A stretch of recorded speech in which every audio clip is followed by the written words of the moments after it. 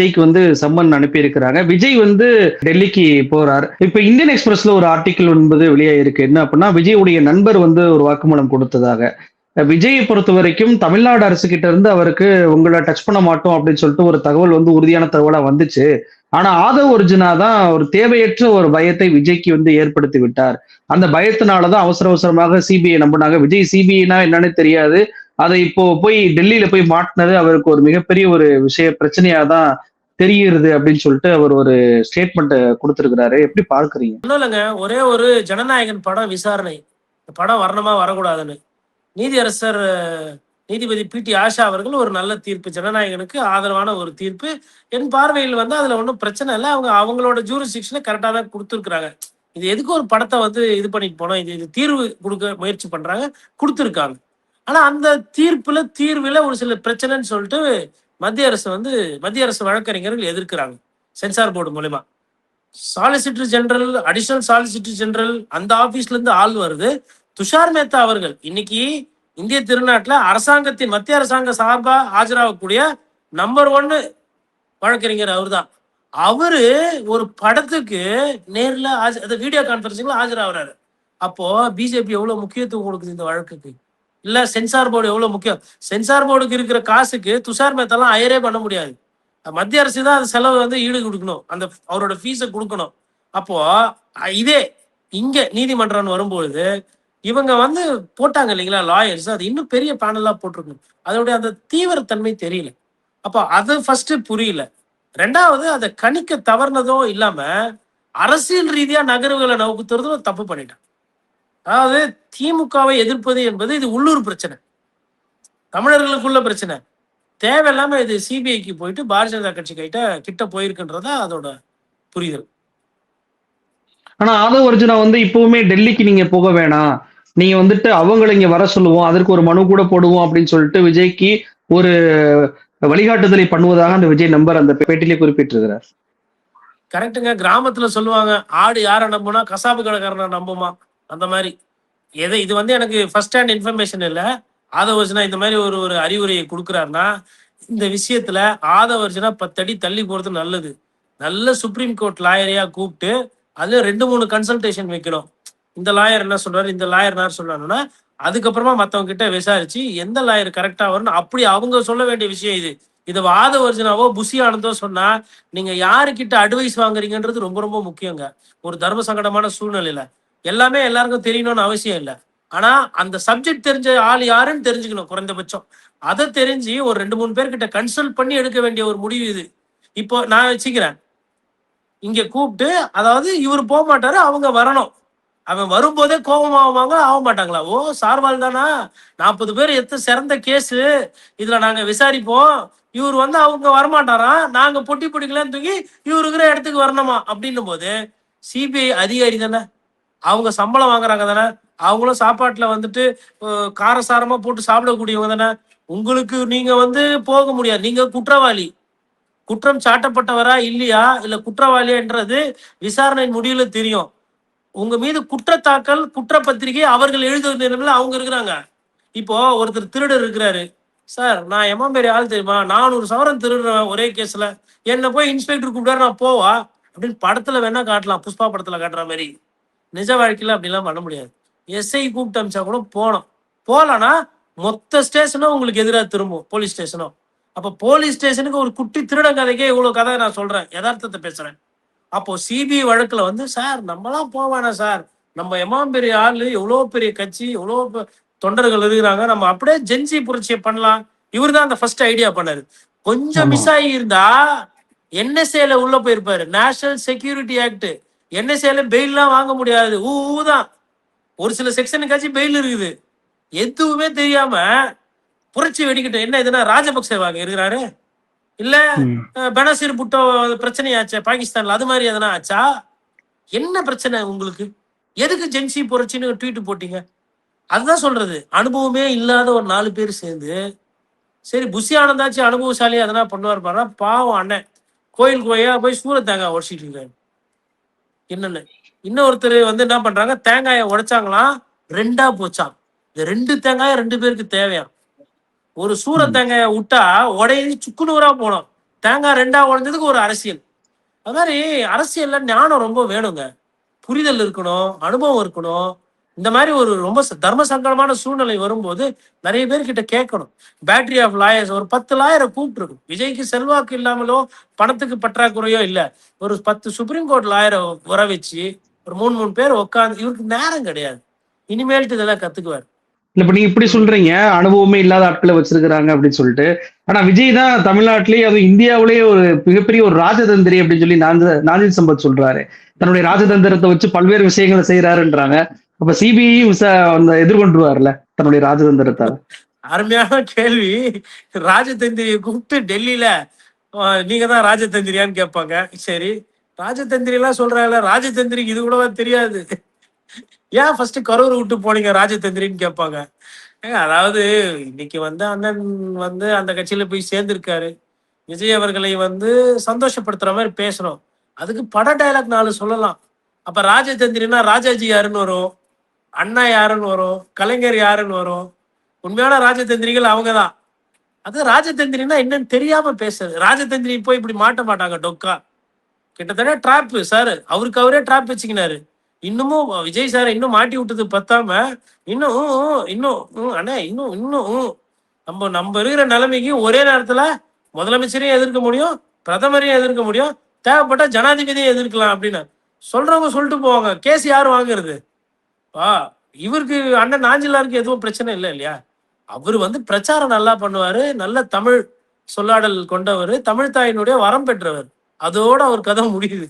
அதை நீங்க அதை விட ஜாஸ்தியா போனீங்கன்னா ராஜதந்திரி வந்து ஏங்க பெரிய பெரிய ராஜதந்திரிலாம் தீகாரில் எண்ணிட்டு வந்திருக்கிறாங்க கம்பிய. அதனால ராஜதந்திரத்துக்கும் வழக்குக்கும் ஒன்றும் சம்மந்தம் கிடையாது. ராஜதந்திரம் என்பது அரசியலுக்கு இது வேணும். விஜய் அவர்களே, அதாவது இவங்க தான் கூட இருக்கவங்க தான் கெடுத்து விடுறது. இப்ப இது தேவையில்லாத ஒரு டைட்டில் தானே. கரூர்ல தேடப்படும் குற்றவாளி இவர் போய் ஆஜராகலன்னா, இன்னொன்னு சொன்னீங்கல்ல டெல்லியில இவர் 2 சம்மனுக்கு போலன்னா தேடப்படும் குற்றவாளியா அறிவிப்பாங்க. நீங்க சம்மனுக்கு ஆஜராகலன்னா அடுத்து என்ன வரும்? உங்களுக்கு வந்து வீட்டுக்கே வாரண்ட் வரும், அரெஸ்ட் ஆர்டரு, அரெஸ்ட் வாரண்ட். நீங்க அப்பவும் வந்து நான் வரலன்னும் போது ஐயா இது மாதிரி விசாரணைக்கு வரமாட்டாரு, கேட்டா அவர் பெரிய நடிகரா, படத்துக்கு தான் வருவாராம், மலேசியாவுக்கு ஆடியோ லஞ்ச் எல்லாம் போறாரு, ஆனா சிபிஐ விசாரணை வரமாட்டான்னு சொல்லிட்டு இந்தியில போல் பண்ணி டெல்லியில சுப்ரீம் கோர்ட்டோ இல்ல டெல்லி ஹைகோர்ட்லயோ ஒரு ஆர்டர் வாங்கிட்டு கோர்ட் ஆர்டரோட வருவாங்க. எப்படி நீங்களா வரீங்களா இல்ல நாங்களா இட்டுன்னு போவான்னு.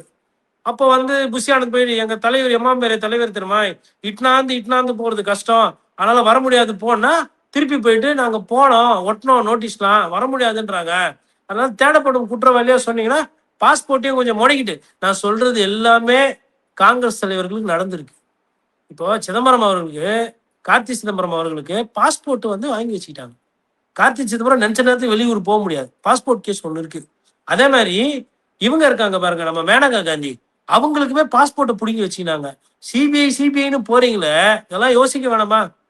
இப்ப இதே மாநிலத்துல பாஸ்போர்ட்லாம் வந்து அந்த அளவுக்கு பறிமுதல்ன்றது அவ்வளவு சட்ட சிக்கல் கிடையாது. அது வந்து இல்ல. இப்போ நிறைய பேர் இப்படிதான் தப்பு தப்பா ஏங்க, இது வந்து ஒரு சாணக்கித்தனமோ ராஜதந்திரித்தனமோ அல்ல அப்படின்றது என்னோட குறைந்தபட்ச புரிதல்.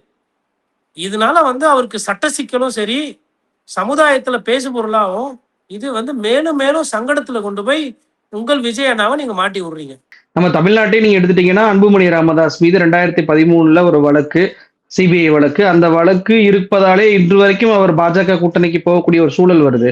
ஏன்னா ராமதாஸ் அவர்களே என்ன சொன்னாருன்னா, அதிமுகவுக்கு பேசிட்டு இருக்கும் போதே மகனும் மருமகனும் வந்து காலில் விழுந்து என்னை கொல்லி வச்சிடாதீங்க அப்படின்னு சொல்லிட்டு கெஞ்சினாங்க அப்படின்னு சொல்லி அவர் ஒரு ஸ்டேட்மெண்ட்டே கொடுத்திருந்தாரு.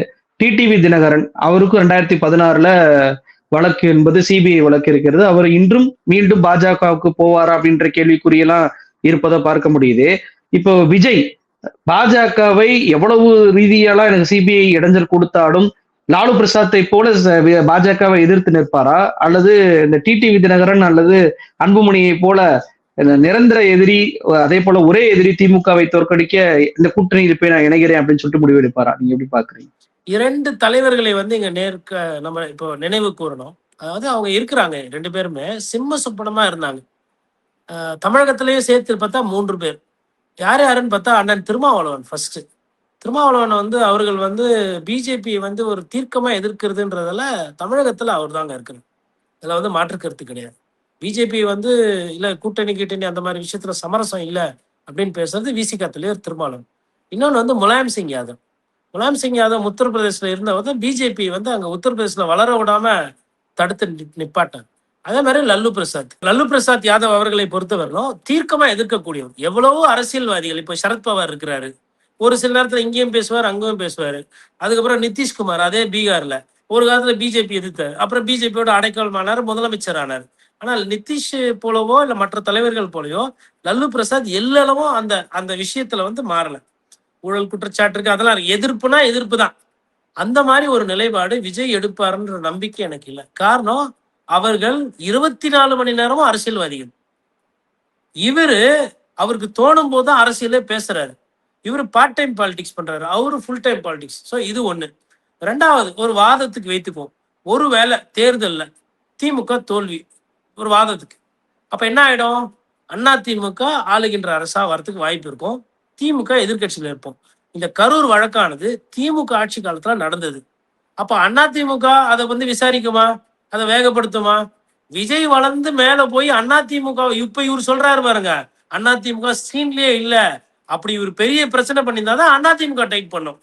ஒருவேளை இவர் அமைதியா இருந்துடுறாரு, எதுவுமே பேசலன்னா, ஒருவேளை தேர்தல் ரிசல்ட் மாறி வந்தாலுமே பிரச்சனை கிடையாது. அப்போ ஒரு தேர்தல் வருது, ஒரு வாக்கு இது இருக்கு, அப்புறம் ஒரு தொலைநோக்கு பார்வை, சிபிஐ பத்த புரிதல் எதுவுமே இல்லாத ஒரு ஆளு கரூர்ல ஒரு சம்பவம் நடந்தவன சும்மா இருந்த செந்தில் பாலாஜி அரசியல் காழ்ப்புணர்ச்சிக்காக, இவரு ஆல்ரெடி பட்டக்காலிலே படுன்ற மாதிரி செந்தில் பாலாஜி வகத்தொகை இல்லாம அவர் சிக்கல்ல இருக்கிறாரு, இதை வேற சேர்த்து அவர் மேல. அதாவதுங்க, முகாந்திரம் இருந்தா பரவாயில்ல. ஏன்னா நாங்க கரூர்ல இருக்கிறேன். அன்னைக்கு நான் விஜயபாஸ்கர் அவர்கள் அதிமுக முன்னாள் அமைச்சரையும் பாக்குறேன், முன்னாள் அமைச்சர் செந்தில் பாலாஜி மருத்துவமனைக்கு வரதான் பாக்குறேன். அந்த அந்த டைமிங்கோ இல்ல எனக்கு வந்து ஒரு பத்திரிகையாரா எந்த அளவுக்கு சந்தேகம் வரலங்க. இது வந்து முழுக்க முழுக்க ஒரு விபத்தா இருக்கலாம், இல்ல ஒரு அஜாக்கிரத்தின் உச்சம். அப்ப இதெல்லாம் கணிக்க வந்து விஜய் வந்து இன்னமும் தவறாரு. ஒரு அரசியல் ஆளுமையாவோ இல்ல அரசியல் புரிதல் இருக்கக்கூடிய ஒரு தலைவரா இல்லாத ஒரு நிலைப்பாட்டுல இருக்கும் பொழுது இவர் எப்படி பாரதிய ஜனதா கட்சி வீரியமா எதிர்ப்பாரு? தொடர்ந்து எதிர்த்து நிப்பாரா? நிக்க மாட்டார். இன்னைக்கு இவருக்கு ஜனநாயகம் படம் ரிலீஸ் ஆகணும், அதே நேரத்துல இவருக்கு வந்து சிபிஐ விசாரணை இருக்கு, அதனால இவர் அமைதி காக்குறாரு, மௌனமா இருக்காரு, மௌனகுரு சாமியா இருக்காரு, நான் புரிஞ்சுக்கலாம் இல்லையா? பொதுவா தேர்தல் நேரத்துல என்ன நடக்கும்? ஒண்ணு இந்த கட்சியை ஆதரவா பேசணும், இல்ல அந்த கட்சியை ஆதரவா பேசணும், இல்ல பொதுவான ஆளுனா எல்லா கட்சியும் திட்டி பேசணும். அதெல்லாம் ஒரு சார்பா பேசுறீங்க, ஒரு சார்பா அப்படியே கடந்து போறீங்க. அப்போ உங்களுக்கு வந்து ஒரு நிலைப்பாடு இருக்கு. இந்த வழக்கு விசாரணை என்பது கண்டிப்பா விஜய் அவர்களுக்கு ஒரு ஒரு பெரிய திருப்பு முனையா மாறும். திருப்பு முனையா நல்ல விதமா இல்ல, அது ஒரு சங்கடத்தை. சார்ஜ் ஷீட்ல ஒருவேளை பேரை சேர்த்துட்டாங்கன்னா அது 15 வருஷமோ 20 வருஷமோ 25 வருஷம் ஒன்றும் இல்லைங்க. அம்மையார் ஜெயலலிதா கேஸ் தமிழ்நாட்டுல வழக்கு இருந்தா அது சிக்கலு, இந்த ஊர்ல விசாரிச்சா பிரச்சனைன்னு சொல்லிட்டு கர்நாடகத்துக்கு மாத்துறாங்க.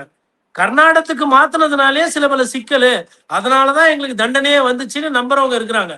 கர்நாடகம் பக்கத்துல இருக்கு, இதுக்கே பிரச்சனைனா உங்க வழக்கு எல்லாம் டெல்லியில நடக்கும்.